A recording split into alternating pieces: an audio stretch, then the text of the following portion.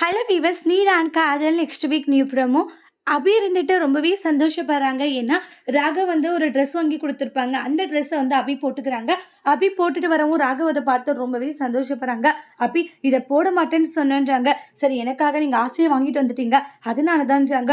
உண்மையிலேயே அபி இது உனக்கு அவ்வளோ நல்லா இருக்கு சரிம்மா அப்படின்னு சொல்லிட்டு ராகவ் ரொம்பவே சந்தோஷப்பட்டுட்டு இருக்காங்க. எங்கன்னு இதை போடாத போயிடுவியோன்னு நினச்சி நான் ரொம்ப வருத்தப்பட்டுட்டு இருந்தேன். எனக்காக வாங்கினதை எப்படி என்னால் போடாது இருக்க முடியும், உண்மையிலேயே ரொம்ப நல்லா இருக்கு அப்படின்ட்டுலாம் ரொம்பவே ரசிச்சுட்டு இருக்காங்க. அதுக்கப்புறமா அஞ்சலி எல்லாம் வந்து அபி இது யாரும் வாங்கி கொடுத்ததுன்னு கேட்கவும், அக்கா இவர் தான் வாங்கி கொடுத்தாருன்னு. ராகவ் உன்னுடைய செலெக்ஷன் ரொம்பவே சூப்பராக இருக்குடான்றாங்க. எங்களுக்கெல்லாம் ஒரு நாள் இது மாதிரி வாங்கி கொடுத்ததில்ல, ஆனால் அபிக்கு இதெல்லாம் வாங்கி கொடுத்துருக்கு, சூப்பர்டா அப்படிங்கிறாங்க. இதெல்லாம் பார்த்துட்டு இருக்கிற முரளிகிருஷ்ணாவுக்கு ரொம்பவே கோவம் வந்துட்டு இருக்கு. நடக்குது இங்க ஒண்ணுமே புரியல அப்படின்னு சொல்லிட்டு ரொம்பவே கோவமா இருந்துட்டு இருக்காங்க.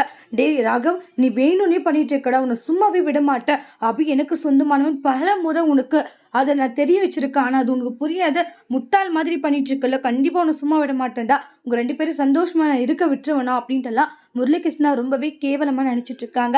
அடுத்து வரக்கூடிய பிரமோல என்ன நடக்க போகுது அப்படின்றத வெயிட் பண்ணி பார்க்கலாம்.